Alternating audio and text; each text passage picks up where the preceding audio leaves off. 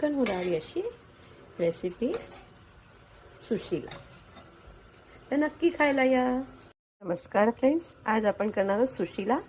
त्यासाठी आपण हे सुरमुरे पाण्यात धुवून मऊ करून घेतले आणि त्यातलं पाणी काढून घेतलंय. जे आपण भेळ वापरतो ते सुरमुरे.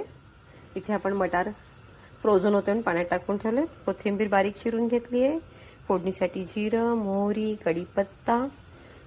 माझ्याकडे मिरची नव्हती म्हणून मी लोणच्यात ती मिरची घेतलेली आहे. टोमॅटो, कांदा, तसंच हळद, मीठ आणि साखर. तर आपण आता फोडणी करूया.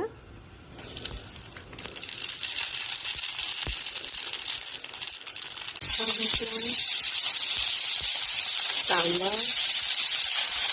टोमॅटो, मिरची, हळद, साखर, मीठ, हिंग, वाटाणे आणि आपण हे सर्व मिक्स करून फोडणी तयार करून घेऊया. आपला कांदा थोडा मऊ झाला, मटार थोडे शिजले. आता आपण यामध्ये हे सुरमुरे जे आपण ओले करून भिजवून घेतले आणि पाणी काढून घेतलं आहे ते टाकून घेतले आणि फोडणी घालून घेऊया आणि 2 मिनिटाची वाफ काढूया. आणि अशा प्रकारे आपला सुशीला रेडी. हा सोलापूर, उस्मानाबाद या साईडला खूप फेमस आहे.